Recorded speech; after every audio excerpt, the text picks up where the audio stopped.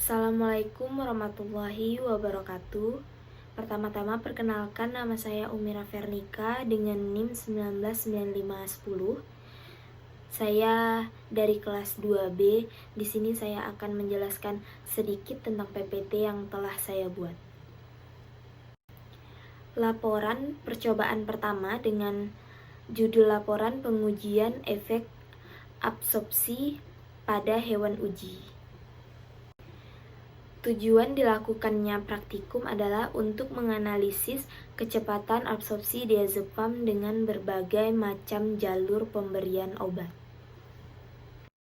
Selanjutnya ada alat dan bahan. Untuk alat ada yang pertama ada sarung tangan, masker, spuit injeksi dan jarum 1-2 mili dan jarum sonde oral mencit, labu ukur 50 mili dan 100 mili, lalu timbangan gram, ada timbangan Ohaus dan beker gelas, lalu batang pengaduk, lalu wadah untuk pengamatan mencit, lalu cawan penguap, gelas ukur, dan stemper dan mortar.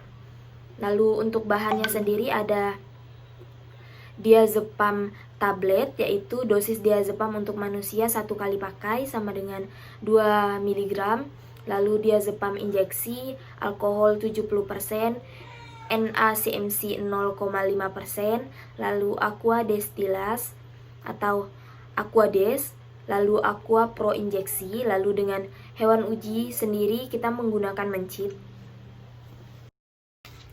Baiklah, selanjutnya ada cara kerja. Untuk yang pertama, cara kerja penyiapan hewan uji. Yang pertama-tama dikelompokkan mencit menjadi 4 kelompok dan setiap kelompok terdiri dari 3 ekor mencit. Lalu dipisahkan mencit dalam kandang yang berbeda untuk setiap kelompok, lalu diaklimatisasi mencit selama 7 hari dan untuk membiasakan pada lingkungan percobaan. Lalu dipelihara dalam ruangan dengan suhu kamar dan dengan siklus cahaya terang atau gelap atau 14/10 atau 14/10 maksud saya. Lalu diberikan makan dengan pakan reguler dan air minum.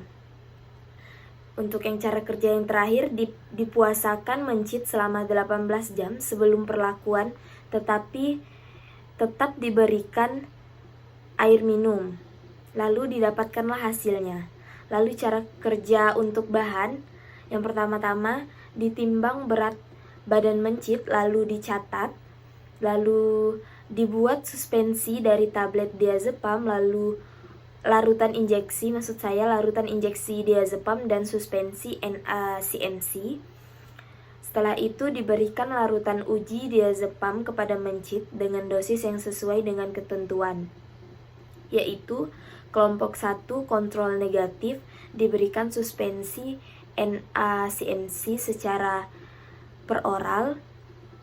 Lalu kelompok 2, kelompok peroral diberikan suspensi diazepam secara peroral. Lalu kelompok 3 adalah kelompok subkutan yang diberikan injeksi diazepam secara SC. Lalu kelompok 4, kelompok intravena yang diberikan injeksi diazepam secara IV. Lalu terakhir catat waktunya dan amati onset obat diazepam secara atau serta durasi obat diazepam sebelum melakukan pemberian sediaan. Lalu didapatkanlah hasilnya.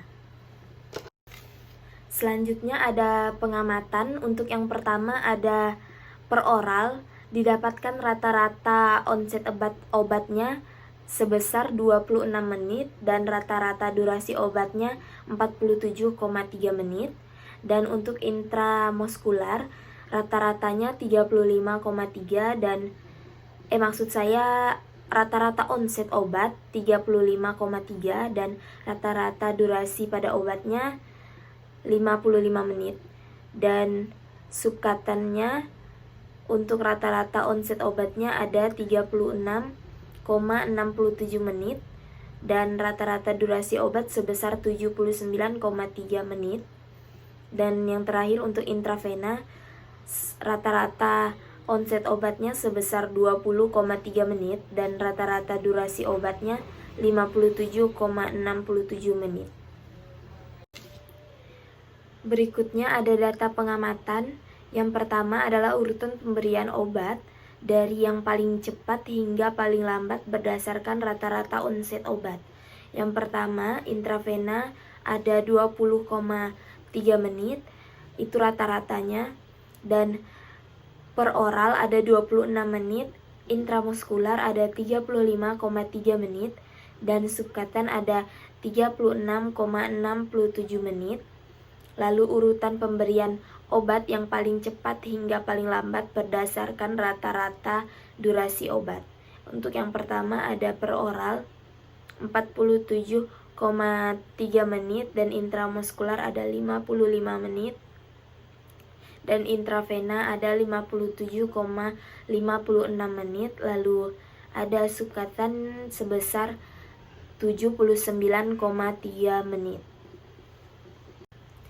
Berikut ini adalah perhitungan datanya dengan rumus onset sama dengan jam hilang dikurang jam pemberian, sedangkan rumus durasinya adalah jam kembali dikurang jam hilang. Berikut ini adalah perhitungan datanya dengan rumus onset sama dengan jam hilang dikurang jam pemberian, sedangkan rumus durasinya adalah jam kembali dikurang jam hilang.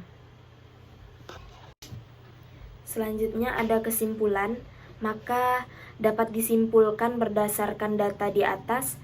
Untuk yang pertama, berdasarkan rata-rata onset, obat diazepam atau rute pemberian obat yang paling cepat adalah secara intravena dan yang paling lambat adalah secara subkatan. Lalu yang kesimpulan, yang kedua, berdasarkan rata-rata durasi obat diazepam, rute pemberian obat yang paling cepat secara peroral adalah secara peroral, maksud saya itu yang paling cepat, dan yang paling lambat adalah secara subkatan.